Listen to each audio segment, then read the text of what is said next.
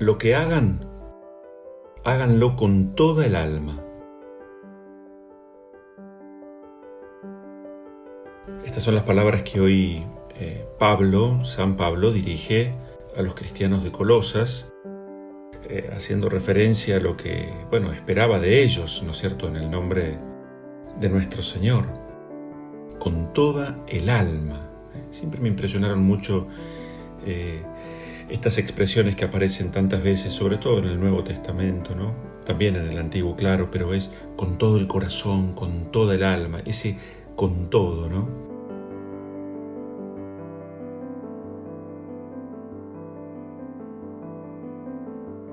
Y esto me hace pensar inmediatamente en el modo en el que muchas veces nosotros vivimos el plano de muchas cosas en nuestra existencia.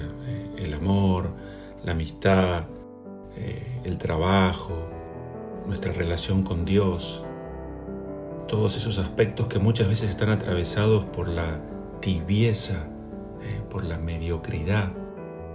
Siempre recuerdo haber leído aquel pensamiento que decía, alguien se expresaba así, decía: yo estaba tranquilo en mi mediocridad hasta que me resultó insoportable. Yo pienso en esa mediocridad del alma, en esa terrible tentación de rutina y vulgaridad que nos rodea por todas partes, esa enfermedad sin dolores, que no tiene síntomas visibles. Es aquella situación tan bien figurada en el libro del Apocalipsis, ¿no? Ojalá hubieras sido frío o caliente, pero como no has sido ni frío ni caliente, comenzaré a vomitarte de mi boca. Se preguntaba el padre José Luis Martín Descalzo, ¿no? ¿Es que acaso no acabamos siendo los seres humanos muñones de hombre?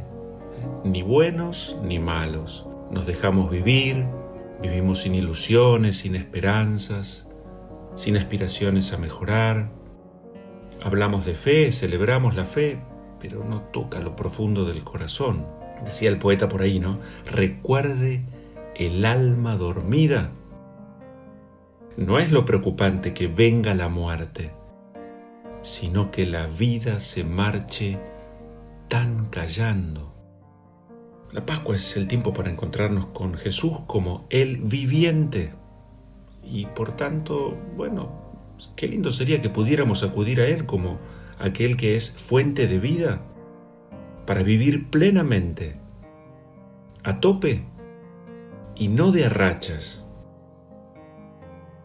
Uno constata permanentemente, ¿no?, tanta gente que se hunde en sus pocas ganas de vivir, como si se murieran en realidad antes de morir. O tanta gente que vive como muerta buena parte de su vida.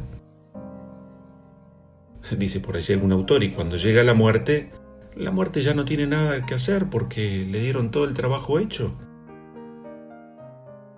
Entonces la Pascua es el tiempo de las decisiones firmes. Ayer escuchábamos esa invitación, ¿no?, fuerte: levántate, a ponerse en camino, le decía el ángel a Felipe. Qué lindas palabras para empezar este mes. Arriba, hay que hacer una opción nuevamente para salir de uno, para ponerse de pie, para reconocer esas tibiezas, mediocridades que nos habitan.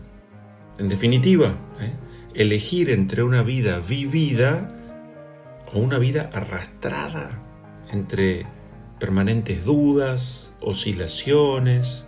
Optar entre vivir despierto o vegetar. Soñar o lamentarnos siempre por los deseos no realizados. ¿Hacia dónde vamos? ¿Vivir es apostar y mantener la apuesta? Todo a Jesús, todo por Jesús. Y ya, esa es la apuesta que deberíamos actualizar en nuestra vida. De tal manera que esos miedos, inseguridades que surgen por el futuro, que existen, que son legítimos, pero que ocupen su lugar con equilibrio, de tal manera que no anulen el coraje que Dios nos pide en el tiempo presente. Tanta gente que sufre por hipótesis, ¿Y si me pasa esto, si me sucede aquello, si me enfermo, si pierdo el trabajo? Todo lo que no está en nuestras manos y no depende de nosotros, a la providencia de Dios. Ocasión para crecer en confianza, para hacer memoria. Hasta el día de hoy, ¿Dios me abandonó? No. ¿Por qué pienso que va a ser lo contrario? Porque el que vive en el fondo sufriendo por hipótesis, se angustia por lo que podría pasar. Y sufre uno así por demás, desproporcionadamente y siempre innecesariamente. ¿Cuántas veces, la búsqueda de comodidad, de tranquilidad, nos hunde en el aburrimiento, en ese tedio existencial? ¿Dónde quedó esa audacia del espíritu? Audacia que está tan presente en la vida de los santos, ¿no? El que no es capaz de arriesgarse un poco por aquello o por aquel a quien dice amar, es que en realidad, no ama. Hay que aceptar las cosas como son también, me parece otro gran eje, ¿no es cierto? Aceptar que vemos, pero confusamente. Y es por eso que acaso tantas veces nos invade la indecisión. Cuando nos invade la indecisión como motor de vida, uno vive postergando, dejando pasar, decimos de poco, pateando para adelante. Lo triste es cuando uno hace eso con la propia vida de fe. Entonces las esperanzas es como que se van hundiendo. Hay que rescatar las esperanzas, las ganas de vivir, de soñar. Decía por allí un autor, que uno tendría que como que subirse al palo mayor de sí mismo y convertirse en un descubridor que grite: alma, alma, alma para amar, para entrar en relación con Dios y con el prójimo. Decía aquel autor español, Capdevila, el prójimo es nuestro lugar de encuentro con Dios. Estamos rodeados de prójimos, y allí Dios nos sale al encuentro. Entonces a veces somos muy idealistas en los fines, pero no tan posibilistas en los medios. Soñamos con hacer el bien y ya sería un gran paso que comenzáramos por no hacer lo malo. Yo pienso cada noche, así como me acuesto poniendo el despertador, habría que preparar también el despertador del alma. Hay tanta gente que se deja como arrastrar por las horas sin encontrar nada ni a nadie que los entusiasme, nada que les interese. Tantas vidas aburridas, atrapadas por la tibieza, la mediocridad. Ya no vibran ante nada ni nadie. Tienen el alma dormida. Y no hay peor enfermedad que el aburrimiento del alma. Dice por allí algún gran autor, que para muchos la vida es un gran bostezo. ¿Cómo es posible? Yo insisto, me parece que hay algo peor que la muerte, y es la muerte de los que siguen vivos. Son aquellos que no reciben pésames, no se visten de negro, pero sí es cierto, hay mucha gente muy sola, muchas vidas rendidas, en las que poco a poco fueron levantando esa bandera blanca del me rindo, del punto final, del hasta acá llegué, este es mi límite, no doy más. ¿Cuántos cristianos, hijos de Dios, viven una fe sin compromiso, una fe rebajada, acomodada, adecuada a los tiempos de hoy, Padre, me dicen?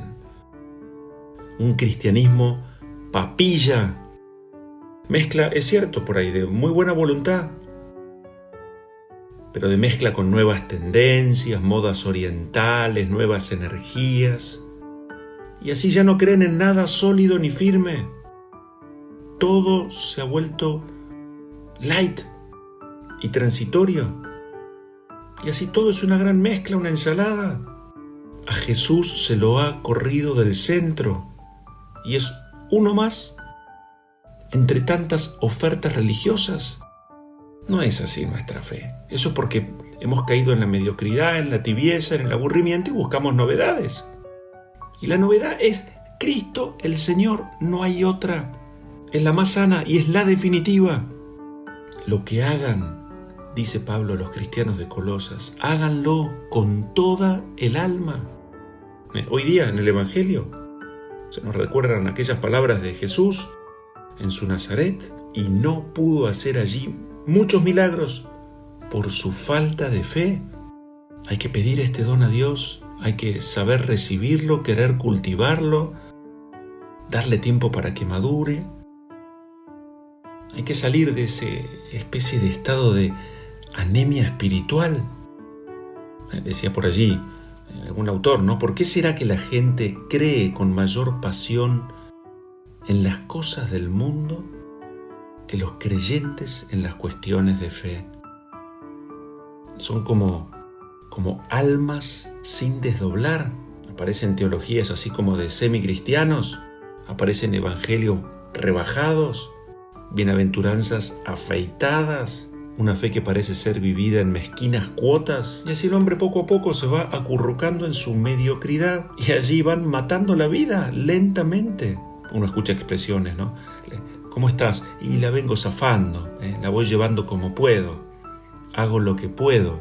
Esta es una expresión, yo la entiendo, hago lo que puedo, yo también digo lo mismo tantas veces, pero ojo porque el hago lo que puedo muchas veces habla de alguien que pone todo y se apoya exclusivamente en uno mismo, ¿no? Yo creo que por eso aparece esa expresión, ¿no? Hago lo que puedo. Hago lo que Dios quiere. Lucho, abrazo partido como Dios espera que lo haga. Confío con una fe renovada, fresca. Vivo mi fe con entusiasmo. Miren qué expresiones más lindas que decir hago lo que puedo, la voy zafando, o ahí vamos, todo fluye. Vamos a recordar que Jesús llegó a un mundo que estaba dormido y resignado ante la fatalidad. La resignación era algo propio del paganismo. Al punto que estaba aquel dicho, ¿no? En épocas de Jesús, que es tan común en el Imperio Romano, y me parece que a veces siempre vigente, ¿no? El dicho decía, así hallamos el mundo y así lo hemos de dejar. Terrible. Pero vamos a recordar que el Evangelio y la buena noticia nos enseña que el mal puede ser vencido. Cristo ya lo venció y nosotros debemos vencer a ese mal con nuestro bien. Esto es lo que mantiene levantada la bandera de la esperanza. Por eso no hay que falsificar ni rebajar nuestras esperanzas, no edulcorar nuestra fe, no confundir resignación con aceptación serena de la realidad, con interpretación amorosa de cuál es la voluntad del Señor hoy aquí en mi vida, en esta o estas cruces que se hacen presentes. Porque una clave de la amargura es ver solamente el mal. Decíamos hace poco, solo parece ser que triunfa la estupidez.